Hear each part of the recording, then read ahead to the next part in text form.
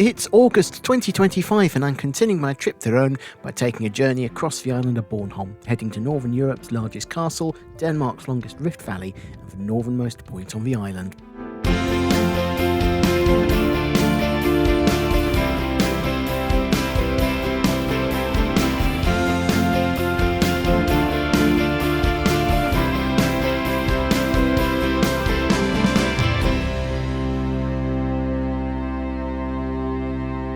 I've been staying in Rome, the capital of the island of Bornholm, strategically located in the Baltic Sea, close to Sweden, Germany and Poland, but for most of the last 1,000 years, a key part of Denmark. I'm taking advantage of the excellent public transport on the island, even on a Sunday, to explore more of the sunniest island in Denmark, starting by heading up the north coast to the castle of Hammershus.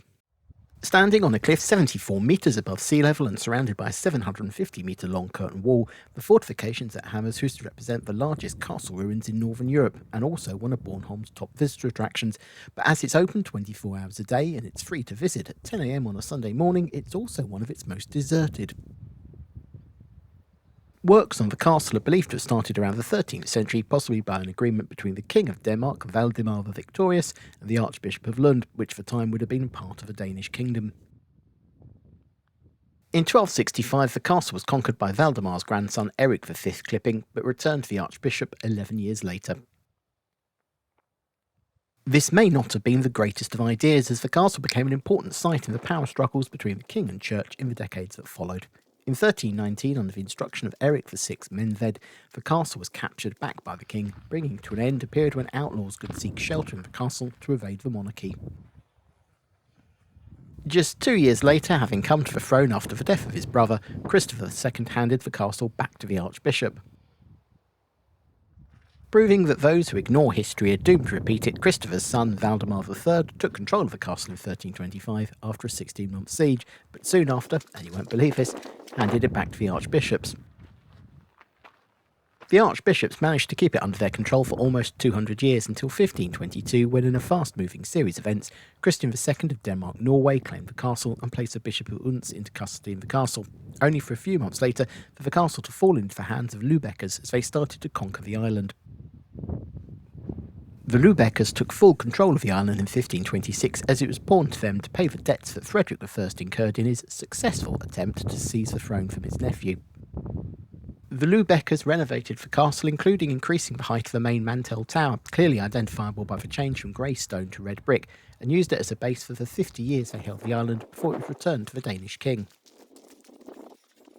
After return to Danish hands, the castle was allowed to fall into disrepair as it was considered to be out of date as a fortification, in part due to the improvements in firearms. Instead, it was converted into a state prison and used to house significant state prisoners, including Corfitz Ulfeldt and his wife Leonora Christiana, the daughter of King Christian IV. Corfitz had been accused of embezzlement and plotting to murder Christian IV's successor, Frederick III, and went on the run to Sweden, where he worked to incite the Swedish government against Denmark. This has earned him a reputation as one of Denmark's greatest traitors.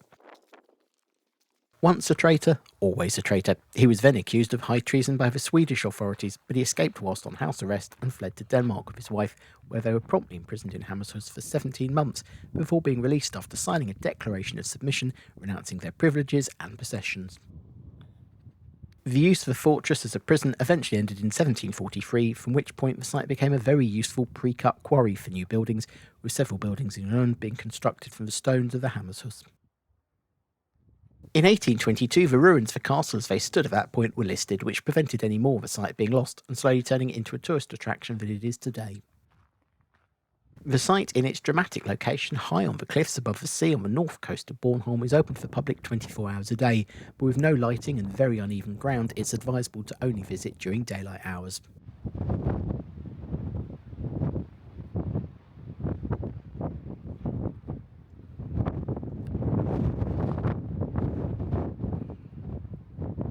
Located a short distance back from the castle ruins and close to both the car park and the bus stop is a visitor centre and cafe, which is open during the main part of the day, every day of the week during the summer, and at weekends outside of summer. The centre offers an accessible viewing platform from where you can get excellent views of the full scale of the castle if you don't fancy the hike up to the site itself, and downstairs inside the centre is an exhibition on the history of Hammershus.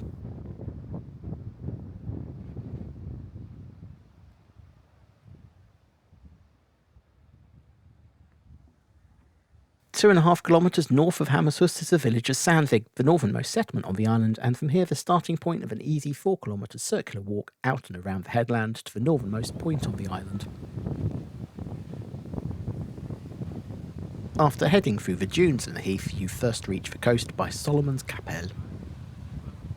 The chapel is a medieval ruin that was built at the beginning of the 14th century at the instigation of the Archbishop of Lund. Large parts of the island had been granted to the Archbishop of Lund in 1149 by then Danish king Sven Grafe.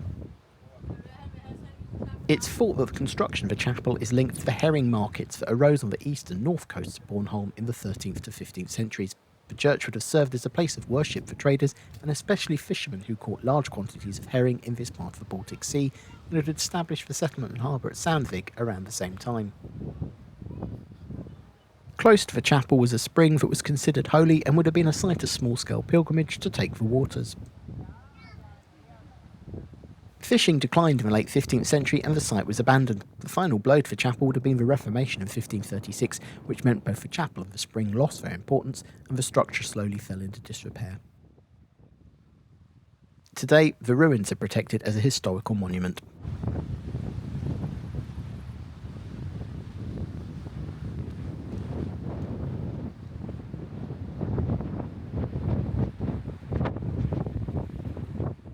From Salomons Kapel, the walking trail turns north and heads along the coast all the way to Hammerodde Fyr, or Hammerodde Lighthouse, located at the very northern tip of Bornholm.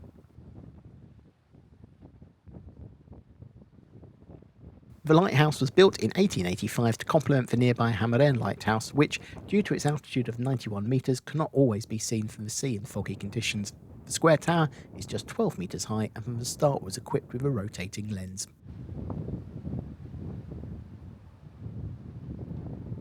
From Sandvig, it's 16 kilometres southeast down the coast of Bornholm to the port town of Gudhjem. The town is laid out down the steep roads that lead down from the main road at the top of the hill to the port at the bottom.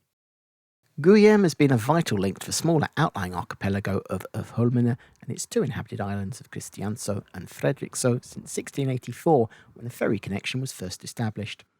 Due to its position at almost exactly 15 degrees east, or 1/24th of the planet from Greenwich, the town has been the base of the Danish time zone since 1893. The town was founded in the 13th century, and its fishermen are reported to have been the first on the island to start smoking herring, with smoked herring being exported to Copenhagen in the 1860s. 12 kilometres to the south of Gudhjem and almost to the centre point of the island is the Ekkodalen, Denmark's longest rift valley that stretches the full 12 kilometres back to the northeast coast. Originally called Ekkodalen or Cow Valley, probably because of a royal edict of 1658 that gave the local peasants the right to free grazing of cattle in the valley was first referred to as Ekkodalen on a map in 1746.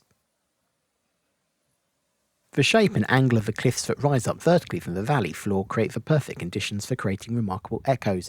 At times in the past, this was tested by firing cannon, whose shots are reported to echo tenfold after bouncing off the rocks. Much to the dismay of the local peasants who lost their free grazing rights, in 1809 the state forester, Hans Rønne, built a stone wall all the way around the Elmenning forest, creating Denmark's 3rd largest forest that included much of the valley. Today, you can walk along the edge of the valley floor before taking a boardwalk out over the small stream that runs along the valley floor to reach the cliffs on the opposite side. A set of stairs allows you to ascend quickly to the top of the cliff some 20 metres above the valley floor, and from there access trails that runs further up into the higher cliffs above the valley, eventually leading to the highest point of the island, Rudekneten, which is 162 metres above sea level.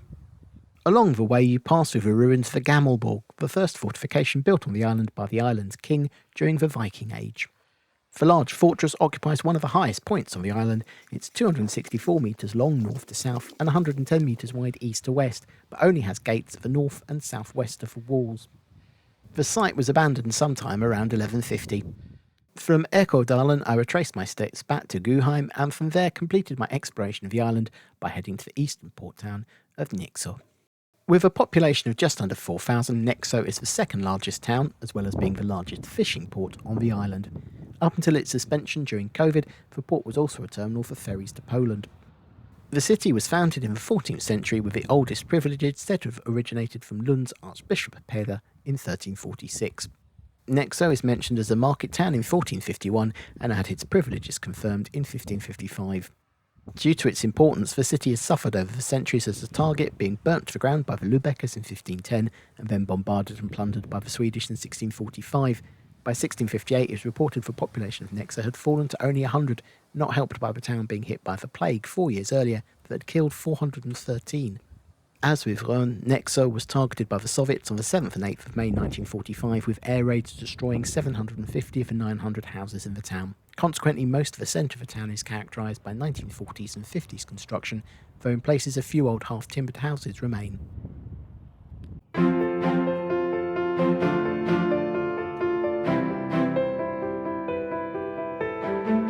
Bornholm Airport, 5 kilometres southeast of Rhön, has year-round flights to Copenhagen, with that taking around 40 minutes to make the quick hop. Bornholm's Linje run frequent high-speed catamaran services from Rhön to Ystad in Sweden, taking less than 90 minutes. From Ystad you can connect to local trains to Malmö and then Öresundståg trains to Copenhagen Airport, taking around 3 to 3.5 hours for the full journey. There are also daily ferries to Køge in Denmark, taking 5.5 hours, and between 1 and 6 ferries a week to Sassnitz in Germany, taking 3.5 hours. Copenhagen Airport is the largest of the main airports in Scandinavia, a hub for SAS and Norwegian, with connections across North America, Europe, North Africa, the Middle East and Far East.